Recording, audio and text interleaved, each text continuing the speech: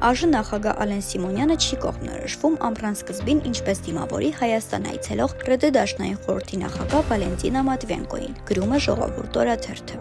Օրաթերթը տեղեկացել է, որ ՀՀ ազգային ժողովում 3 կայացած դռնփակ հանդիպումը լարված է անցել, ուղեկցվել գոռգոռոցներով՝ «Դու ով ես, որ մեր երեխաների մասունքներից խոսես», այսպես են ցնողները դիմել Անդրանիկ Քոչարյանին։ Ժողովուրդ օրաթերթը գրում է. Նիկոլ Փաշինյանի իշխանությունը մեծ ջանքեր է գործադրում Գյումրու եւ Փարաքարի արտահերթ ընտրություններում հաղթանակ ապահովելու համար։ Այս պահին ՔՊԱ-ական վարչության անդամներն ու Մարզի վերնախավը Փաշինյանին համոզել են, որ ամեն բան կարգին է, ընդդիմությունն ընտրվելու շանս չունի։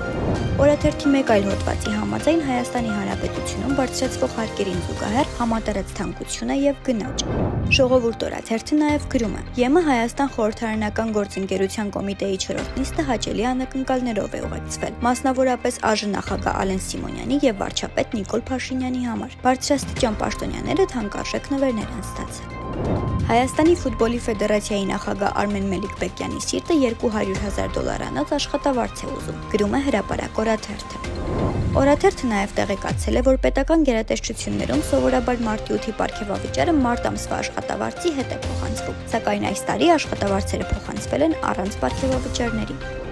Կառավարությունը խորհրդարան է ուղարկել 2021-ից 2026 թվականների հնգամյա ծրագրի նախորդ տարվա կատարման ընթացքի եւ արդյունքների մասին զեկույցը, սակայն 150 էջանոց զեկույցում կառավարության ծրագրի կատարման արդյունքների մասին արձանագրումները կամ սոսկ թվաբանություն են, կամ իրերն ու երևույթները նիկոլականի աչքերով տեսնելու եւ մանիպուլացնելու փորձեր։